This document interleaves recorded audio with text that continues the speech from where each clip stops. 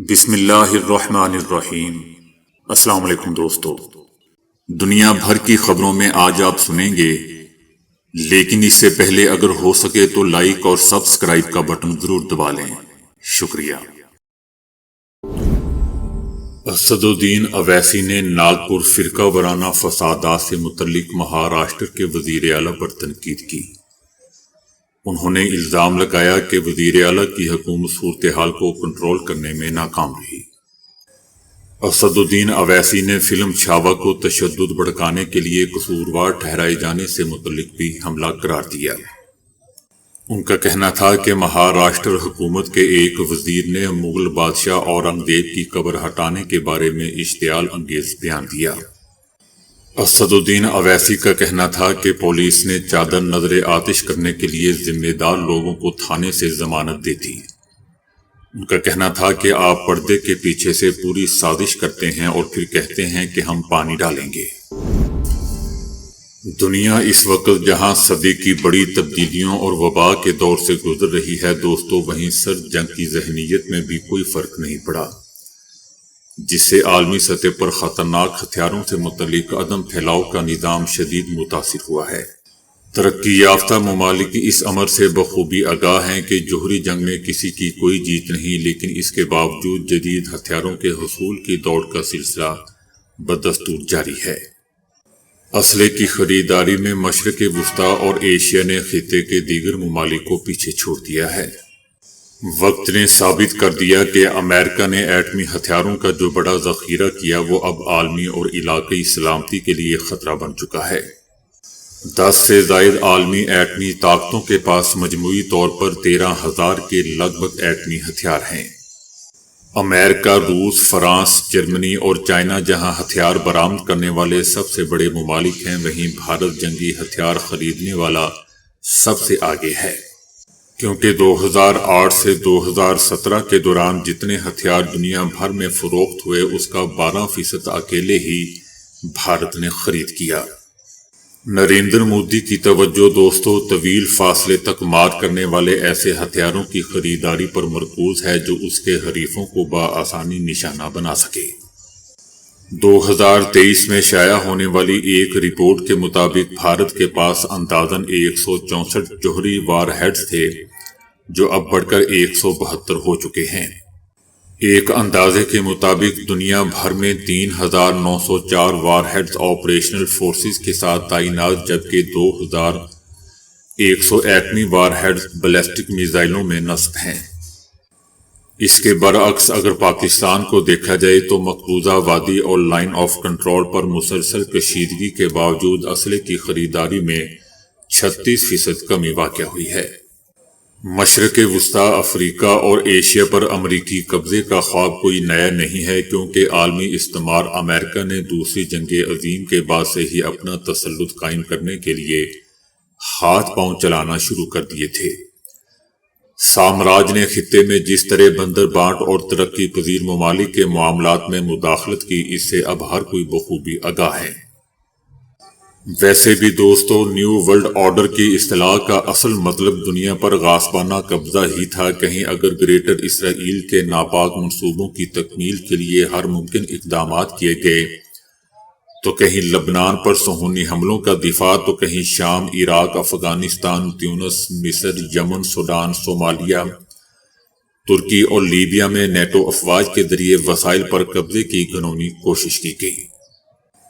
20ویں صدی کے اوائل میں جس طرح جغرافیائی اہمیت کے پیش نظر فلسطین کو اپنے قبضے میں کرنے کا پروگرام ترتیب دیا گیا، بالکل اسی طرح دوستو 1948 میں مقبوضہ وادی پر قائم کیا گیا فوجی تسلط برقرار رکھنے کے لیے جدوجہد آزادی سے وابستہ کشمیریوں اور بھارت میں مسلمانوں کی آواز دبانے کے لیے کوئی بھی ہتھ کنڈا استعمال کرنے سے گریز نہیں کیا گیا۔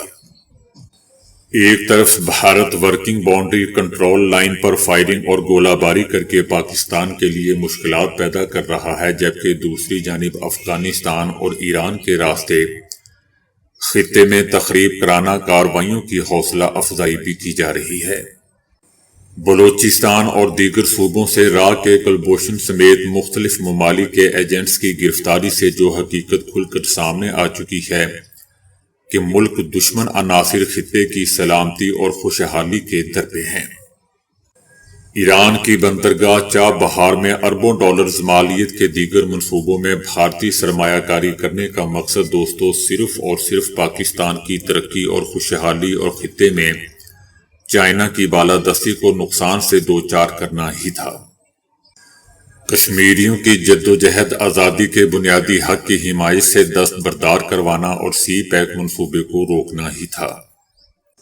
پاکستان نے علاقائی اور عالمی امن کی خاطر بھارت سے مذاکرات کے دروازے ہمیشہ ہی کھلے رکھے، لیکن اوڑی اور پلوامہ تخریب کاری کا ڈھونگ رچا کر انڈین فوج نے نہ صرف کنٹرول لائن اور شہری آبادیوں پر یک طرفہ فائرنگ اور گولہ باری کر کے سرحدی کشیدگی کو بڑھوان چڑھایا، بلکہ کشمیریوں پر بھی مظالم کا سلسلہ تیز کر دیا تاکہ حق خود ارادیت کی آواز کو دبایا جا سکے۔ بی جے پی حکومت نے افغانستان میں بگڑتے ہوئے حالات کا بھرپور فائدہ اٹھانے کے لیے کوئی موقع بھی ضائع نہیں کیا، کیونکہ دوستو 20 سالوں بعد نیٹو افواج کی واپسی کے بعد اس خطے میں شدت پسندی اور تخریب کاری کی جو تشویشناک لہر دیکھنے کو مل رہی ہے، اس سے امن عمل پر شکوک و شبہات کے سائے منڈلا رہے ہیں۔ اقوام متحدہ اور امریکہ کی چشم پوشی اور مجرمانہ غفلت سے نریندر مودی کے جارحانہ عزائم اس حد تک بڑھ چکے ہیں کہ اب دنیا بھر کے دیگر ممالک کی طرح خود بھارت میں اقلیتوں بشمول سکھوں کی زندگیاں محفوظ نہیں رہیں، اور تعصبات کی وجہ سے مسلمانوں کے خلاف بھی امتیازات میں خوفناک اضافہ ہو رہا ہے۔ مودی کی جماعت اور راہ اور ان کی جانب سے پھیلائے گئے نفرت انگیز نظریات اور امتیازی قوانین نے کروڑوں مسلمانوں کے خلاف خوف اور تشدد کی ایک لہر پیدا کرتی ہے۔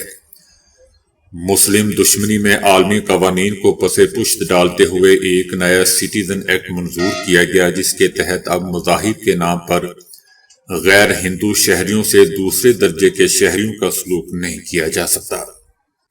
قابض بھارتی افواج مقبوضہ وادی میں اگست 2019 سے اب تک بے گناہ نوجوانوں، خواتین اور بچوں کو مظالم کا نشانہ بنا کر سینکڑوں کشمیریوں کو شہید کر چکی ہے۔ مقبوضہ وادی کے علاقوں میں آبادی کا تناسب بدلنے کے لیے اجتماعی سزائیں دے کر دوستوں گاؤں اور مضافاتی علاقوں کو تباہ کیا جا رہا ہے۔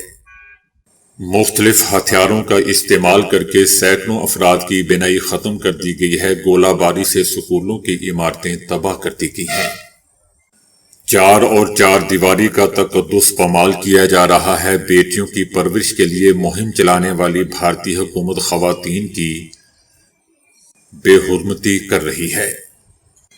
آزادی اظہار رائے پر شب خون مار کر سوشل میڈیا پر پابندی لگا دی گئی ہے۔ بھارتی فوج ہر قانون سے ماورا دن دہاڑے سرچ آپریشن کا لیبل لگا کر لوٹ مار میں مصروف ہیں۔ لاکھوں کشمیری نوجوانوں، بچوں اور بوڑھوں خواتین کو حق خود ارادیت مانگنے پر موت کی نیند سلا دیا جاتا ہے۔ لیکن دوستو، مقام افسوس افسوس افسوس کہ اقوام متحدہ سمیت ہر اہم عالمی فورم پر اس جارحیت اور بربریت کو بھرپور طریقے سے اجاگر کرنے کے باوجود کسی نے کوئی نوٹس نہیں لیا۔ تخریب کاری کے خلاف نام نہاد جنگ سے مقامی وسائل اور پیداواری ذرائع نیست و نابود کر دیے گئے۔ یہی وجہ ہے دوستوں کہ ترقی کے ثمرات غریب ممالک کے عوام کو نہیں پہنچ پا رہے۔ ایٹمی اسلحے کی تخفیف کے لیے کئی دہائیوں کی کوششوں کے بعد دنیا اب پیچھے کی طرف لوٹ رہی ہے۔ ایک طرف اسلحے کی گن گرج تو دوسری طرف غربت میں تیزی سے اضافہ ہو رہا ہے۔ خوراک میں کمی واقع ہونے سے دوستو 2 ارب سے زائد افراد انتہائی غریبی کی حالت میں زندگی گزارنے پر مجبور ہیں۔ ایک اندازے کے مطابق تقریباً 30,000 بچے روزانہ بھوک افلاس کی وجہ سے موت کی آغوش میں چلے جاتے ہیں۔ انسانی ذہن یہ سمجھنے سے قاصر ہے کہ آج بھوک افلاس مٹانے کی بجائے جنگ کی تباہ کاریوں کو دعوت کیوں دی جا رہی ہے۔ دنیا میں قتل و غارت گری کا جو بازار گرم ہے اسے ختم ہونا چاہیے، لیکن دوستو اس کے لیے اسرائیلی، امریکی اور بھارتی اسلحے کی ترسیل کو دنیا بھر میں روکنا ہوگا۔ نریندر مودی کا حالیہ دورہ امریکہ کے دوران جوہری توانائی کا حصول یقینی بنانے کے ساتھ ساتھ لڑاکا طیاروں اور اربوں ڈالر کے فوجی معاہدے کرنا خطرے سے خالی نہیں۔ لہذا ٹرمپ انتظامیہ بھارت کے ساتھ بلا شبہ اپنے تعلقات بہتر بنائے، لیکن اسلحہ فراہم کرتے ہوئے جنوبی ایشیا کی صورتحال کو بھی مد نظر رکھا جائے تاکہ خطے میں طاقت کا توازن بگڑ نہ پائے۔ لبنان سے اسرائیل پر راکٹ حملوں کے بعد اسرائیلی وزیر اعظم نے فوج کو لبنان پر حملوں کا حکم دے دیا ہے۔ لبنان میں حزب اللہ کے ٹھکانوں پر حملوں کا حکم دیا گیا ہے۔ نیتن یاہو کا خود کہنا ہے کہ صبح اسرائیل پر کیے گئے حملے کے رد عمل لبنان پر حملوں کا حکم دیا ہے، جبکہ اقوام متحدہ کا کہنا ہے کہ لبنان اسرائیل بگڑتی صورتحال خطے کے لیے سنگین نتائج کا سبب بن رہی ہے۔ غزہ سٹی میں اسرائیلی فضائی حملے میں ایک ہی خاندان کے 7 افراد جن میں بچے بھی شامل ہیں دوستوں شہید کر دیے گئے۔ یہ واقعہ شمالی غزہ کے علاقے ہفتے کے روز پیش آیا۔ متاثرہ خاندان کے رکن نے بتایا کہ ان کے 2 بھائی، ان کی بیویاں اور بچے بمباری کا نشانہ بنے اور سب موقع پر ہی شہید ہو گئے۔ اسرائیلی حملے کے نتیجے میں دوستوں بیت اللہیہ اور غزہ سٹی میں 5 دیگر فلسطینی بھی شہید ہو گئے، جن میں ایک بچہ بھی شامل تھا۔ جنوبی غزہ کے علاقے رفح میں ہونے والے فضائی حملے میں مزید 2 فلسطینی شہید ہوئے۔ دوسری جانب حماس نے امریکہ کے اس دعوے کو مسترد کر دیا ہے کہ اس نے جنگ بندی کی پیشکش کو مسترد کیا ہے۔ حماس کا کہنا ہے کہ وہ تمام اسرائیلی قیدیوں کی رہائی کے لیے تیار تھی، لیکن اسرائیل نے معاہدے کے دوسرے مرحلے پر بات چیت سے انکار کر دیا۔ غزہ میں جنگ بندی ختم ہونے کے بعد دوستو اسرائیل کی بمباری میں شدت آ چکی ہے، جس کے باعث انسانی بحران مزید سنگین ہوتا جا رہا ہے۔ شام کے صدر الجولانی نے اپنے روسی ہم منصب صدر پیوٹن سے بشار الاسد کو اس کے حوالے کرنے کی سرکاری طور پر درخواست دے دی ہے۔ شامی صدر کا کہنا ہے کہ سابق صدر بشار الاسد کے خلاف شام میں عدالتی کارروائی کو پایہ تکمیل تک پہنچانا ہے۔ شامی صدر کا کہنا تھا کہ شفاف انصاف اور قانونی کارروائی کے لیے ضروری ہے کہ بشار الاسد عدالت میں حاضر ہوں اور اپنا دفاع کریں۔ بغاوت کے بعد بننے والی شام کے نئے صدر نے کہا ہے کہ روس میں رکھی گئی بشار الاسد اور ان کے خاندان کی رقوم بھی واپس کی جائیں۔ شامی صدر الجولانی کا کہنا ہے کہ یہ اثاثے شامی عوام کی امانت ہے، ہمیں جنہیں لوٹ کسوٹ کر کے سابق حکومت نے اپنی عیاشیاں جاری رکھنے کے لیے روس میں منتقل کیا تھا، جبکہ دوسری طرف دوستو روس نے واضح کر دیا ہے کہ بشار الاسد کی یہاں کوئی رقم جمع نہیں ہے، جبکہ روس کا یہ بھی کہنا ہے کہ وہ کبھی بھی بشار الاسد کو شام کے حوالے نہیں کریں گے۔ لیکن تیسرا دوستو یہ بھی یاد رہے کہ روس کی جانب سے تاحال ان خبروں پر کوئی آفیشل بیان سامنے نہیں آیا۔ ابوظہبی کے شری اکشر سوامی نارائن مندر کی انتظامیہ نے دوستو ماہ رمضان میں مذہبی رواداری اور ہم آہنگی کے تناظر میں ایک تقریب کا انعقاد کیا ہے۔ اس تقریب اومسیات میں تقریباً 200 مذہبی رہنما، حکومتی اہلکار، سفیر اور مختلف ممالک سے تعلق رکھنے والے معززین بھی موجود تھے۔ اس تقریب کا مقصد ماہ رمضان میں ایمان، دوستی، اتحاد اور غور و فکر کی قدروں کو اجاگر کرنا تھا۔ تقریب کے اختتام پر ایک سبزی خور افطار کا اہتمام کیا گیا، جس میں بھارتی اور عربی کھانوں کا امتزاج شامل تھا۔ گزشتہ ماہ دوستو مندر نے اپنی پہلی سالگرہ منائی تھی اور اپریل 2024 میں وہ رمضان کے دوران ایک اور اسی طرح کی بین المذاہب تقریب کی میزبانی کریں گے۔ پاکستانی آرمی نے فوری اور مؤثر کارروائی کرتے ہوئے پاک افغان سرحد کے ذریعے ملک میں درہ اندازی کی کوشش کرنے والے دوستو تمام 16 خوارج کو ہلاک کر دیا۔ ISPR کی جانب سے ایک بیان میں کہا گیا ہے کہ 22 اور 23 مارچ کی درمیانی شب شمالی وزیرستان کے علاقے غلام خان کلی میں پاکستان افغانستان سرحد کے ذریعے در اندازی کی کوشش کرنے والے خوارج کے ایک گروہ کی نقل و حرکت کو سیکیورٹی فورسز نے بر وقت مانیٹر کیا اور جہنم واصل کر دیا۔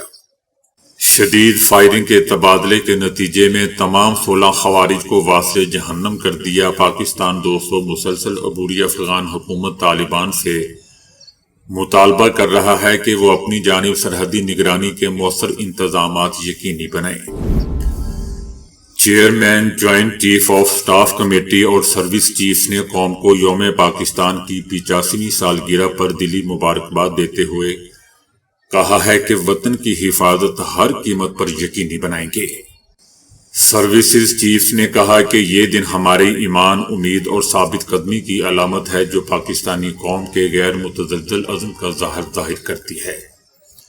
اللہ تعالیٰ کے فضل و کرم سے پاکستان جمہوری اقدار اور اسلامی اصولوں کی روشنی میں ترقی کی راہ پر گامزن ہے، جبکہ پاک افواج اپنی سرحدوں کے دفاع اور مادر وطن کی خود مختاری کے تحفظ کے لیے ہمیشہ تیار ہیں۔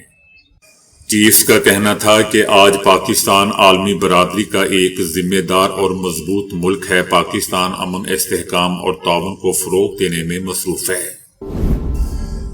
پاکستان تحریک انصاف نے کہا ہے کہ وفاقی حکومت کے نمائندے اپنے بیانات کے ذریعے ملک میں امن کے قیام کی بجائے تخریب کاری کی آگ پر مزید تیل چھڑک رہے ہیں۔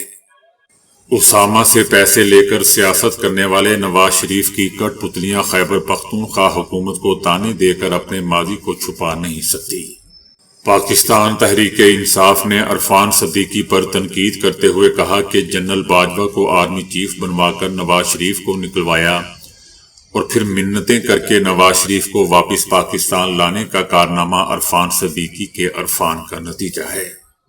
پاکستان تحریک انصاف کا کہنا تھا کہ شب برات کے پٹاخے پر بھاگ جانے والے تخریب کاری کے ماہرین فرنٹ لائن پر تخریب کاری کے خلاف لڑنے والے خیبر پختونخوا پولیس اور ایف سی کے شہداء کا مذاق اڑا رہے ہیں۔ تحریک انصاف کا یہ بھی کہنا تھا کہ وفاقی حکومت کے مسخروں کی جانب سے شہداء کے خون کی سیاسی پوائنٹ سکورنگ کے لیے استعمال کرنا انتہائی قابل مذمت اور شرمناک ہے۔ پاکستان تحریک انصاف کا یہ بھی کہنا تھا کہ 364 جوان تخریب کاری سے لڑتے ہوئے شہید ہو گئے۔ وفاقی حکومت کے نمائندوں کے بیانات ان شہداء کی قربانیوں کی توہین ہے۔ توہین امیز بیانات دینے والے شہداء کے ورثہ سے معافی مانگے۔ تو دوستو ابھی کے لیے اتنا ہی۔ ویڈیو کو لائک اور شیئر کرنے کا بہت بہت شکریہ۔